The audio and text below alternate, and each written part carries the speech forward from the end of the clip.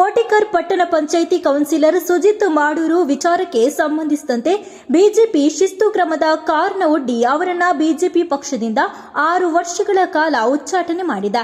ಆದರೆ ಇಂತಹದೇ ಬೆಳವಣಿಗೆ 2025ರ ಸೆಪ್ಟೆಂಬರ್ ತಿಂಗಳಲ್ಲಿ ಸುಳ್ಯ ನಗರ ಪಂಚಾಯಿತಿ ಸಾಮಾನ್ಯ ಸಭೆಯಲ್ಲಿ ನಡೆದಿತ್ತು. ಬಿಜೆಪಿ ಪಕ್ಷದ ವಿನಯ್ ಕುಮಾರ್ ಕಂದಡ್ಕರ್ ಅವರು ಪ್ರತಿಪಕ್ಷದ ಎಸ್ಡಿಪಿಐ ಸದಸ್ಯರಾದ ಕೆಎಸ್ ಉಮರ್ ಅವರಿಗೆ ಸಭೆಯಲ್ಲೇ ಶಾಲನ್ನ ಹೊದಿಸಿ ಸನ್ಮಾನಿಸಿದ್ದರು.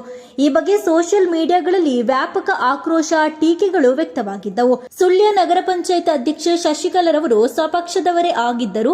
ಅವರ ಮೇಲೆ ಸಭೆಯಲ್ಲಿ ಎಲ್ಲರೆದುರು ಹರಿಹಾಯ್ದುದಲ್ಲದೆ ಪ್ರತಿಪಕ್ಷದ ಸದಸ್ಯರನ್ನ ಸನ್ಮಾನಿಸಿದ ಹಿನ್ನೆಲೆ ಬಿಜೆಪಿ ಜಿಲ್ಲಾಧ್ಯಕ್ಷರಿಗೆ ವಿನಯ್ ಕುಮಾರ್ ಕಂದಡ್ಕರ ಮೇಲೆ ಶಿಸ್ತು ಕ್ರಮವನ್ನು ಕೈಗೊಳ್ಳುವಂತೆ ಸುಪ್ರೀತ್ ಮೊಂಟಡ್ಕ ಆಗ್ರಹಿಸಿದ್ದರು. ಆದರೆ ಯಾವುದೂ ಶಿಸ್ತು ಕ್ರಮ ಕೈಗೊಳ್ಳದೆ ಇಂದಿಗೂ ವಿನಯ್ ಅವರು ಬಿಜೆಪಿ ಪಕ್ಷದಲ್ಲೇ ಕಾರ್ಯನಿರ್ವಹಿಸುತ್ತಿದ್ದಾರೆ. ಹಾಗಿರುವಾಗ ಕೋಟೆಕರ್ ಪಟ್ಟಣ ಪಂಚಾಯಿತಿ ಕೌನ್ಸಿಲರ್ ಸುಜಿತ್ ಅವರನ್ನ ಇದೇ ಎಸ್ಡಿಪಿಐ ವಿಚಾರವಾಗಿ ಉಚ್ಚಾಟಿಸಿದ್ದು ಎಷ್ಟರ ಮಟ್ಟಿಗೆ ಸರಿ ಎಂಬುದರ ಬಗ್ಗೆ ಸಾರ್ವಜನಿಕ ವಲಯದಲ್ಲಿ ಚರ್ಚೆಗೆ ಗ್ರಾಸವಾಗಿದೆ.